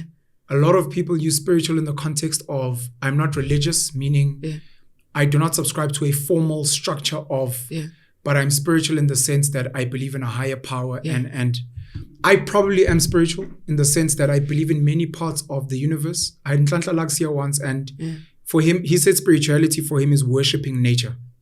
So he said, whatever nature is doing, saying, that is me. So I probably have that because I know there are things I cannot explain. And I know there are certain parts of the universe and nature. I mean, the story of your grandmother and lotion is actually a deep story, but we can touch on it another day where we have lost the essence of what true wealth is. And she was going to true wealth, what people in Limpopo know, which is the mangoes and the avos and the minerals under the earth versus I want money and a nice car. Like, no, that's the true wealth is actually what your grandma was saying, the lotion. And figure out what she was trying to say there. It's something to do with letting nature touch your skin, or whatever the case may be, preserving your beauty. So I believe in those type of things. But more than anything, God for me was also a pursuit, I believe, and a journey. My journey took me back to self. And I found God in me. And that's why I go around saying I'm God. In what? In science? In what? What do you mean in what? So you spoke about me looking into, I believe in science, or in what did you? You spoke about a flower. Yeah. You spoke about seeing writing. Is it the same with you? That's what I'm asking. Sometimes. Sometimes you get those signs. Sometimes, but I'm also a rebel. I'm a rebel. Are you a sangoma? I probably have sangoma traits. I'm one of those people that doesn't fear izangoma. I don't fear amasanusi. I don't fear priests and bishops. I actually look at them as my subordinates. So when other people tremble and they, I'm like, I'd like to meet her and figure out what's this thing that she does. That is it the way she moves, how she speaks, or is it the fact that she was holding the body of a dead baboon? Like, you're scared of a dead baboon? That's maybe rotten over. So I'm more like that. But look, I do listen, and I think as you grow older, which is meant to happen when you're younger, but we're not taught. I think as you grow older, you're meant to listen more. Because most of the answers you're looking for are almost being screamed at you if you just stop and listen. So for example, part of it is, Steve Jobs, you can only connect the dots backwards, which sort of happens with purpose as well. You find your purpose by looking at the things that that genuinely make you happy, that you like doing. I like chatting. So how do we monetize that? How do we formalize? So if you go into your family history all the way back, all the way to Italy, all the way to Malawi, you're meant to go back and then just listen. And you might find that some of the things that are bugging you now, like, what is my purpose? You might find that your purpose is healing. And it's like, okay, so I must go study medicine. It's like, oh, no.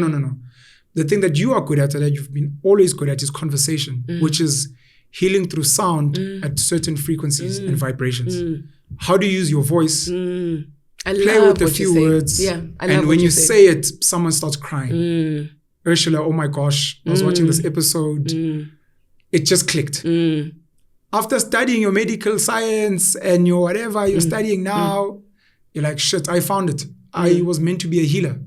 Now, healers today can be Zangoma, Nyanga, whatever. So it doesn't necessarily have to look like that. What we think it doesn't necessarily have to look like a doctor. It doesn't necessarily have to look like a Sangoma. It doesn't necessarily have to. I love what you're saying because 100%. I agree with that. So Isangoma is what you're saying. I find it funny how you're so insistent. You know, Isangoma they're the most watched female podcasters and online content creators. I don't know how you feel about that. Specifically, I didn't even know that. So. You didn't know that? I didn't know that. Okay. I don't even think I have a feeling on it. What is there to... Why should I have a feeling on it? Why should I? No, I don't know. We speak about healers. And the females, the women online that seem to garner a lot of views. I think because women are generally... I don't like generalizing this, but I think women are generally intuitive. You're giving a smirk like I knew you'd generalize women eventually.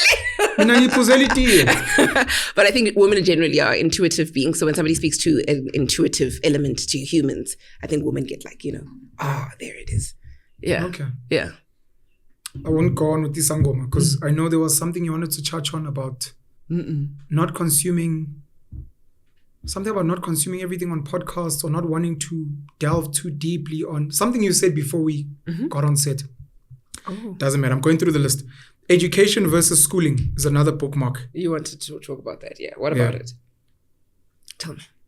There was something you said to me. I think you might have said you're passionate about education. Did I? Maybe. Possibly. And look, you are a perpetual student. People like you need help. You're scared of the real world. Get out of there, professor. Get out. Go be with real people and stop hiding in the library. Jeez, prof. Sir Ken Robinson, one of my favorite educational speakers, speaks about how academics believe, it was a joke, it was a lame joke, and I'm not going to sell it well, but he says academics believe that their bodies are transportation vessels for their brains because they think their brains are the most important things. In the speech, he was speaking about the importance of the whole body and how over time, human beings appreciated and celebrated their whole body, things like dance and whatever, which we still have in Africa. And as we've moved in time, it's moved all the way up and up to the head and to one side, which I think is the right side, which is STEM. And the whole world is so fixated on, if you're good at maths and science, like, please go back to the arts. The child who's an amazing dancer should earn just as much, is just as relevant, makes just as much of an impact. Look at Siya Kolisi and the Springboks. We don't know how he did in school. We don't know if he did well at maths. In terms of articulation, he speaks well now, but we don't really care. But in the way he performs and in the way the Springboks perform, it ignites hope. It's not because the guys go and they give a great speech. What we will do for this country is we will make sure, and they're like, no, they like watch our bodies in action against other bodies and how we conquer them. And just in that act, we will inspire you. Dance, black coffee through music. He doesn't even need to speak. He doesn't have to, whatever. He just creates sound and frequency and vibration, and just through that. So anyways, so Ken Robinson. Education versus schooling was meant to be, when people say education, everyone assumes schooling. It's like the religion versus spirituality argument. Schooling is a formalized institution for knowledge. And mostly knowledge. It's not even meant to be for skills transfer. It's for knowledge. If you want answers to something, go to a school. School used to have monopolies on information. They're the only ones with the library, the only ones with the books, the only ones with the teachers. And over time, obviously, that has been broken. And today, you can get education anywhere. And it's important for us, especially with alternative platforms here, when someone's like, I didn't know that. And you're like, yeah, you don't only find it in school. You can find it on a YouTube channel, the conversation capital. You might learn something that you can go to whatever school and not learn it. Things like, guys, go to macro. There might be a career there for you. Guys, do your 10,000 hours.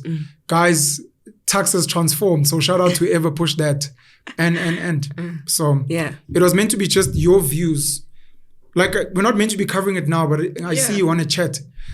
It was meant to be your views. How is this on me when you're asking me the question?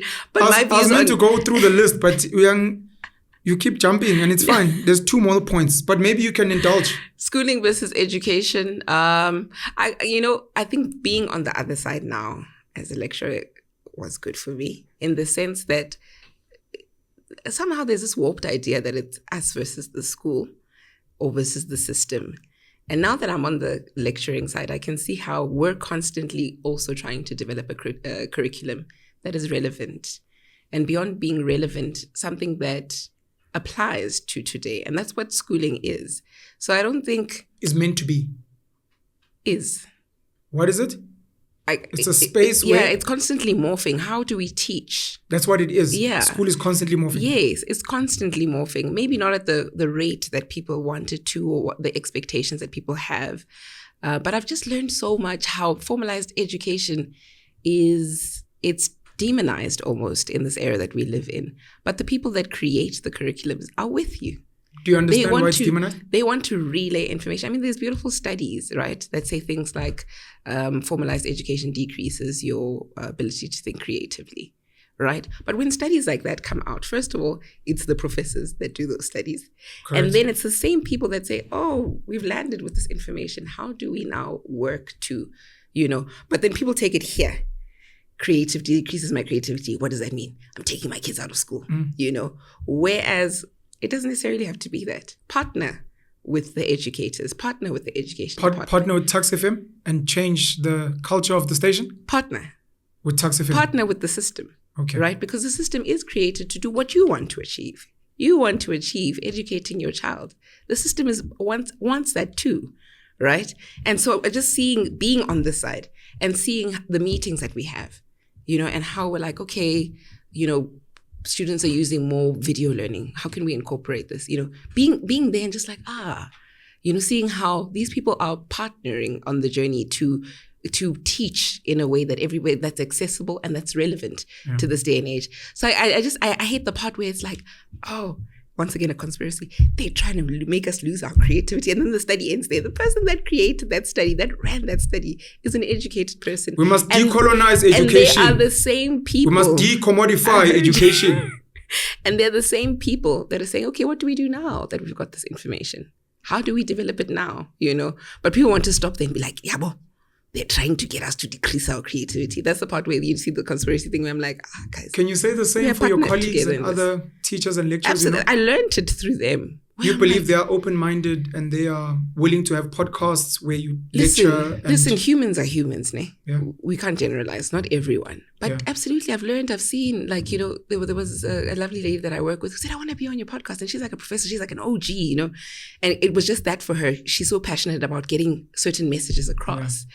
And I saw her desire to genuinely teach, and I see it all the time. Yeah. I see it all the time in the people that I work with. And that's what I'm saying, I'm glad I went to the other side, because now I can genuinely have I went to the education department, the Department of Education, And shout out, they actually helped me really well. And they had 2-ply toilet paper. I don't know if that's relevant, but I was shocked. And so I was just like, no, I'm sure your toilet, how much afford him?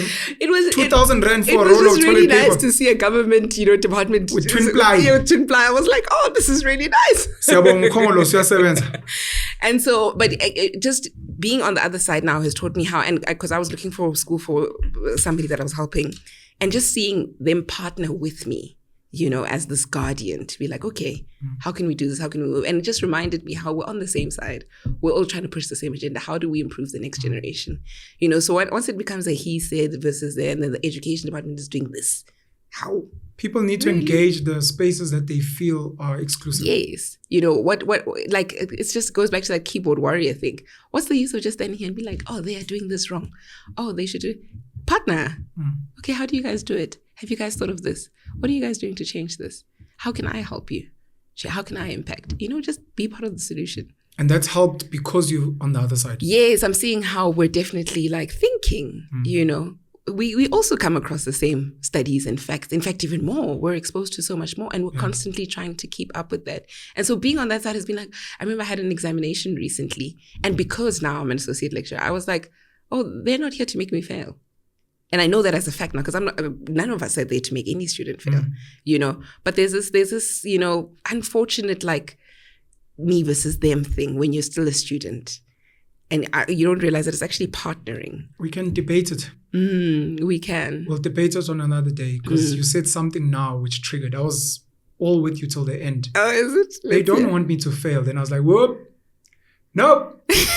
I was part of the CA stream, the audit firms, and I have an idea of how things were set up. I can't speak to every every faculty, right? I can speak to the one that I'm a part of. I understand. And I can speak to also maybe quality control, in the sense that... quality control, those are trigger words.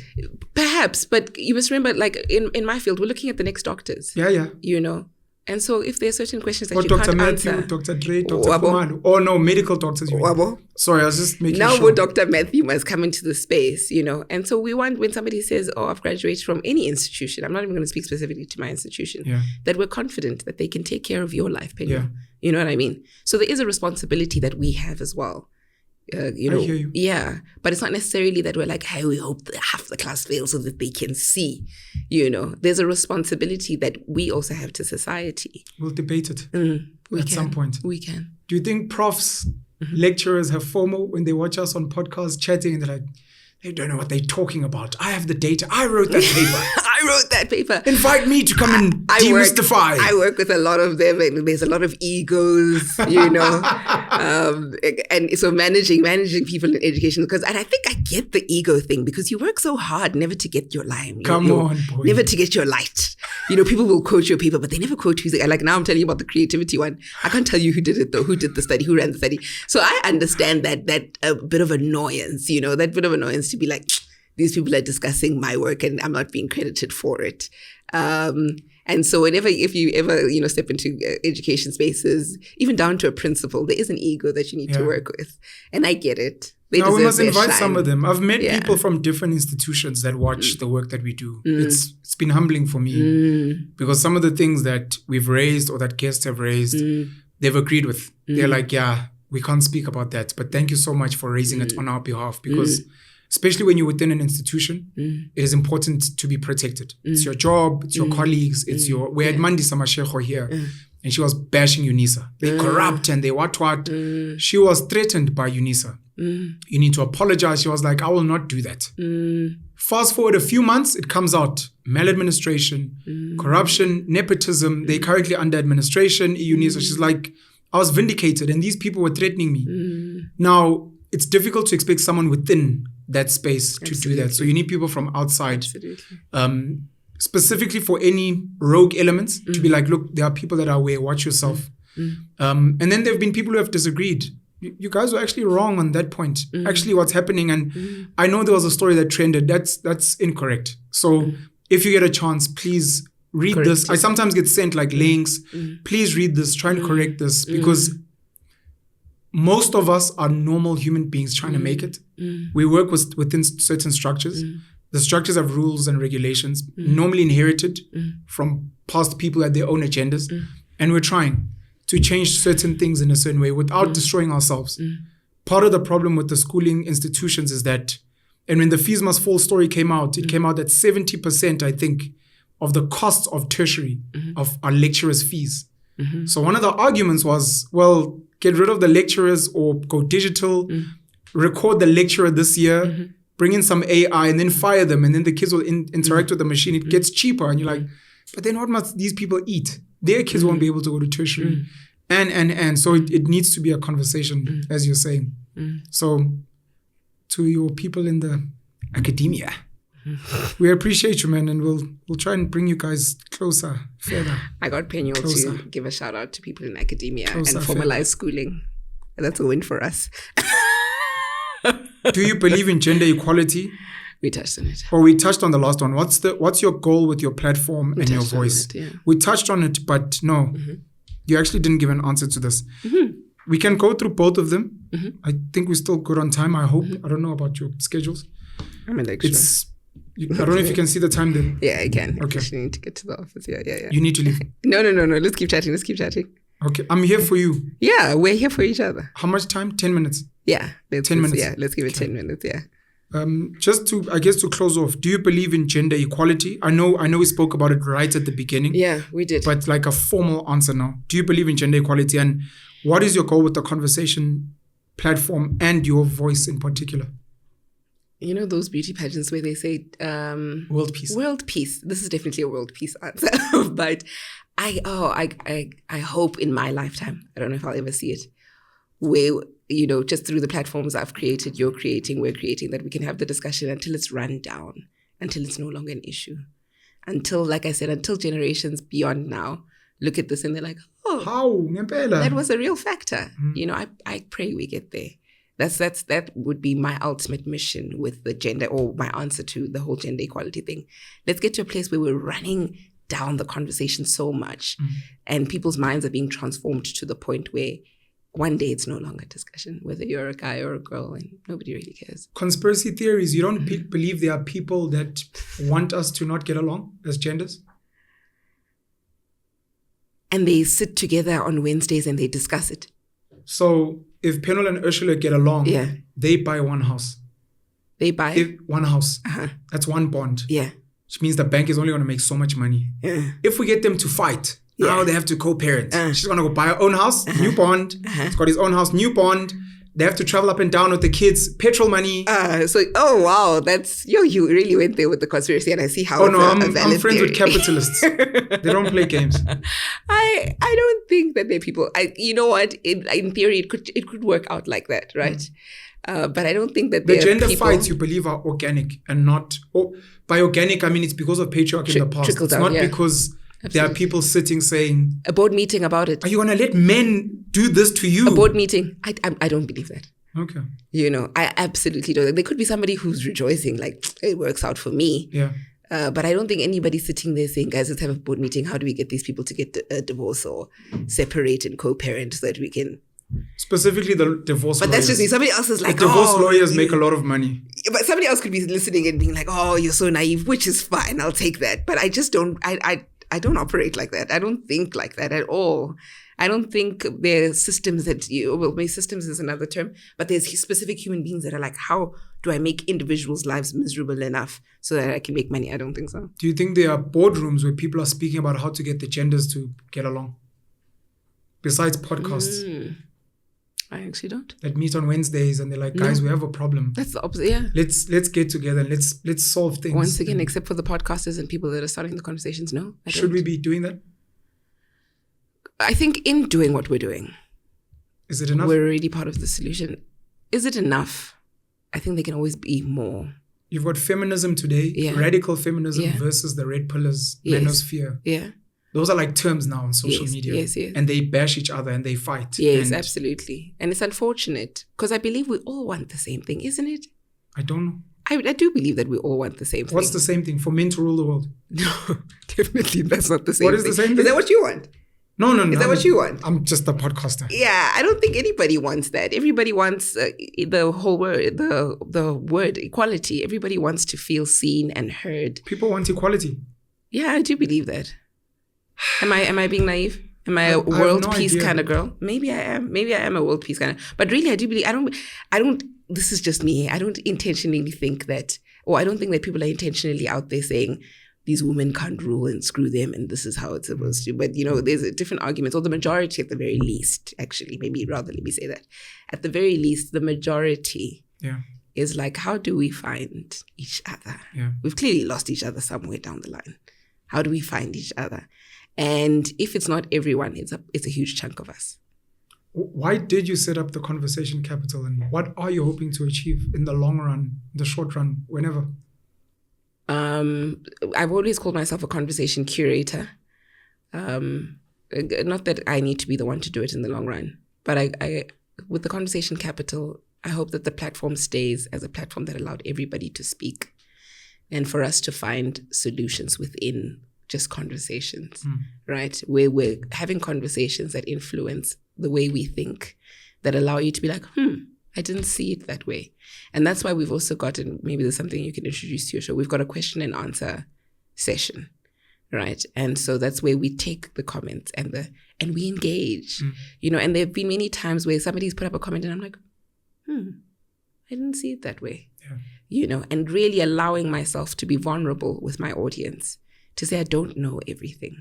I'm not trying to be this person that like, I have all the answers, and somebody could come and convince me that the world is better if men rule, or, I think we all agree on that. But sure. Equality, equality, gender equality, whatever. You're a big problem. I'm kidding. So, yeah. And so, things like that, I'm just like, I'm willing to engage. And I think that's the beauty of my whole team. We're all willing to engage. So we look at the comments with that eye, like, let's sit and engage. Of course, some are rude and like obnoxious, and it's just like, but there are some people that really come to the party. And do you just want conversations about anything? Oh, we run conversations on anything. We really do run conversations on any type of conversation. From vaccinations to, we really run conversations on anything. Yeah. I don't think there's a limit. We talked about tax the other day. We've talked about voting. We've talked about women's and men's rights. We've talked about the importance of staying together as a couple. Through tough times, Team Begazela. The guest said something so beautiful. And this is the thing, the guest came to convince me that perhaps Team Begazela is not the worst thing, which is interesting for someone like me, because it's I'm like, not the worst thing. Yes. Okay. And there's a beauty in Team Begazela. I know this sounds like, but he goes on to speak of like, not in the cases of abuse. He really elaborates it very well. You can go check out the episode. It's with a guy called, I'm forgetting my guest's name. Sorry, guest. He's wearing an orange shirt. Anyway. So he goes on to explain, and he explains the importance of like having a family unit and how the family unit has been destabilized, the Black family unit has been, and then he says, if Beyonce could take Jay-Z back, and she doesn't need him, because Begazela is often in the context of she needed the money, that's why she went back. You were desperate, but he brings the point where, what if you're not desperate, but you see the beauty in having a male parent in the household and a present. So he's, and I can't do it as well as him, but he reaches that balance to say, I'm not saying stay in an abusive household. I'm saying if you can make it work for the sake of a family unit and communities at large, try to make it work. Is it a recent episode? Yeah, you're looking there. Danny Vambili. Yes. Vambili. Thank you so much. How do you pronounce his name? Danny Vambili, yeah. Vambili. Danny Vambili. He really spoke so well on it. And the episode is called, Why Co-Parenting Works. Yes. And those are people that come on. Why co-parenting is the best option for raising a child. Yes. Yeah. Those are people that come on and they just immediately, and he immediately diffuses the thing, because immediately when you see a title like that, all the single parents want to come forward. So he starts off by diffusing that. And they come there with the emotions. Preconceived. Yes. I want to hear what he has to say. Yes. So he starts off really well. That's why our comments are limited with that. Not many people did that, because he comes to diffuse and say, I understand there are certain circumstances that lead people to be single parents. I'm speaking to those that can try to co-parent. And so, like I'm saying, at the end of that episode, I sat there like, shit, I should try if ever I have a child, Yeah. Okay. Your child also Poppy Act? I don't have a child. Oh, I thought you said I have a child. I said if ever I have a child. If ever I have a child. Yeah. You'd like to give a shout out to the people you work with at the Conversation Capital, just to mention them. Oh, Kevin Masilela, he does everything technical related. In fact, he's the one that said, let's start a channel. So he's absolutely amazing. Kevin Masilela. Yeah, and he's the one that said, go on to the show, because I said, I don't like being in the seat. I like being in that seat. So I was like... Shout out to Kevin. Yeah, I was like, I don't want to do this. And he's like, no, this is why we don't have female guests. This is why we don't have female guests. This is why we need men in the world. If it was not for Kevin, this is why we need men in the world. Amen. Hallelujah. Oh, geez. Everything went on a legend. Thank you, Kevin. Otherwise, you wouldn't be here and people be like, why do you not have female guests? Because go there. Jesus. Sorry. Shout out to Kevin. Yeah, Kevin Masilela. And then there's the voice of reason, who's also head of production, Bonga Bueta. Bonga Bueta. Yeah, Swanganjalo Bueta. Colored. No, Xhosa, you know how. Xhosa, sorry. When I said colored, I was actually thinking, did I want to say, never mind. But Bueta probably comes from heritage. I'm a Xhosa. Okay. Anything else you'd like us to touch on before you leave? No, absolutely. Go back to the grind? No, I'm good. Are you good? I'm not. But in the interest of you having to go back to work, and I'm hoping, because this was like a warm-up, that you'll come back next time and... Ish. You must come to my show. Be willing to come have round 2 on my show. Nothing wrong with that. Come. If you want to ask me questions, I can go, boy. Is it? Yeah. Which is why I have my own channel on the side where I speak uninterrupted for like an hour to the camera and talk rubbish. So that people are not like, stop interrupting the guest. Shut up. I'm like, ugh. Let's do a part 2 on my show then. I'd be very happy to do that. Yeah, because I would like to interview you. If you like structured, parenting is big for me. Okay. Parenting in all its glory. I've got very controversial views and I want to re-raise them. I think I've become passive and quiet. I actually made a decision last week. I spoke to the team. I want to read less of my comments because I realized they're starting to affect me, and like, fuck that. I believe my brain is the most powerful brain. I believe in dictating to people, unlike you. I believe I can tell people how to do things. Even the parenting thing, I believe in creating systems that force people to stay together. Etc. Yeah. You're heavy. I'm heavier than you think. I just haven't been given the codes to the nuclear weapons. Otherwise, the conspiracy theories are true. I can confirm some of it, but that's a conversation for another day. My own personal... Oh, actually, maybe I'll say it off camera. But I've got a question to ask you. Do you smoke weed? All the time. Ah, okay. Does it explain... I always just find that there's a good relation between the two. No offense to, because I know that there's a huge community, like conspiracists and people that smoke weed, indulge in usually just narcotics generally. But yeah, psychedelics and the like. Yeah. Hey, I don't want to. This is one of those where the commenters are gonna be like, "Screw you." But no, I think the weed smokers and the psychedelic guys are pretty chill. I found a good relationship. Yes, yeah. I found every time it's just my own little study that I'm running in my own head. But I always ask, as soon as I meet somebody who's heavy into conspiracy, I'm like, "Do you smoke weed?" And so far, 90%, 99% of the time, it's yes. I do not take any substance. I don't drink alcohol. I don't smoke cigarettes. I don't smoke habli. I don't smoke weed. I don't take psychedelics. I'm just a fucking badass on my own, which is why. So you're saying there's no relationship? Now you've decreased my number from 99 to 98. I don't eat a specific diet. I don't do jiu-jitsu and plant-based. Just a normal fucking badass. You don't take alcohol? Come on. You don't smoke cigarettes or anything like that? The brain just thinks like that? What? How? Just with vader. Muswena. You're an anomaly. Very dangerous. I don't take any substances, and I pride myself on that. Lovely. And there are many of us. You've always never taken substances? Never. Never drank, never smoked. What else do people do? Get into orgies and what do people do? I don't know, like hyper creative. I don't do dodgy things. The most dodgy aspect of my life, is that I want to have a lot of children. That's the one thing about me that's an outlier. That I want to have a lot of children. Do you allow yourself and to be it's probably going to come with different women. Do you allow yourself to be present for them? I try my best. The biggest gatekeeper to men being good fathers is the mom, the woman. And many women have dropped the ball for many reasons. But women have the most amount of power. Why didn't you start this one earlier?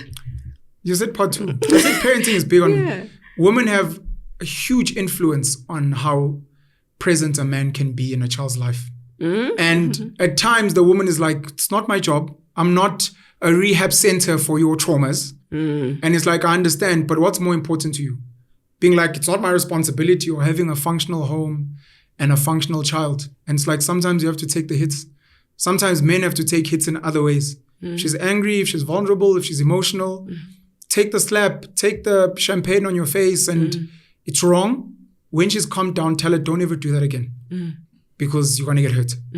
But I understand, and I'll take the hit. I'll let you smash my car windscreen, but it's not the right thing to do. So let me teach you how to vent in other ways. I'll buy you a punching bag, stripper pole, or whatever. But I don't do anything weird outside of wanting lots of kids. And my wanting is not that I'm busy making. No, it's a desire. And the fact that I believe I'm God. And I would love to control the world. When you say you believe you're God, you're the only God, or there are other gods as well? We are all gods. I'm the beginning and the end of the world. Of mankind. The world only exists because of my consciousness. Without me, there is no world. You are only here because I created you. Yeah. Oh, Penuel, I can't wait to have you on my show. This is interesting. The dopeness. Ursula Mariani. Why do I say Mariana? Yeah, does it flow better? Mariani. I think Italian surnames usually have Mariana, Mariano, Mariani. So people confuse the last vowel Mariani. often. I'll get it right, Ursula. Thank you so much for coming through, and I look forward to part 2 on the conversation. Capital. That's right. Cheers.